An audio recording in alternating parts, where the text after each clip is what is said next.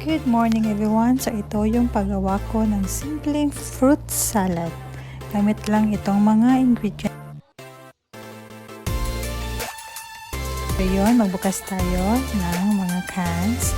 Evaporada, dalawang kondensada para medyo sweet naman. Tapos open lang tayo.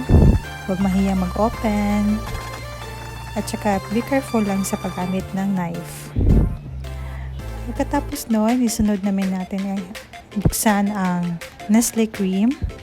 Hugas kamay muna. Okay. So, yun. Papatuloy natin yung pagbukas natin ng Nestle cream.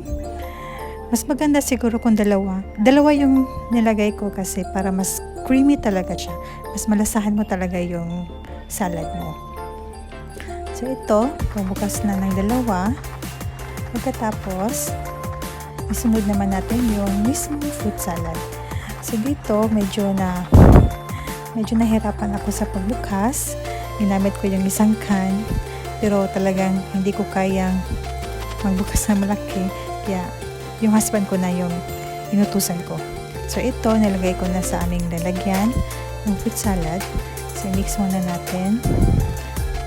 Ilagay yung dalawang kondensada. And then, sunod naman yung evaporada. So, mix lang ng mix. Mix lang ng mix para naman mag-suck yung mga fruit salad natin. So, ito, medyo matamis na to kasi dalawa na nga yung kondensada. Tapos, evaporada pa. Diba? So, napakasarap na nito. Kung alam nyo lang, char lang. Sunod natin yung Nestle cream. So, ito medyo nahirapan ako kasi naghawak ko ng cellphone tapos nag-squeeze pa ako ng Nestle cream. Wala pa kasi ako ang lalagyan ng cellphone or yung cellphone holder. Siya lang, baka may mag-donate dyan. So, ito lang, squeeze lang natin ng squeeze ang ating Nestle cream. Pagkatapos nun, mix lang ng mix. Okay, mix lang natin ng mix ang ating mga ingredients sa ating fruit salad. Mas masarap siguro kung merong macaroni salad, no? Pero medyo magastos na. So, ito hindi masyadong magastos to. So, napakasarap na nito para sa iyong mga celebrations. So, ito, ilagay natin yung nata de coco, yung tatlong colors.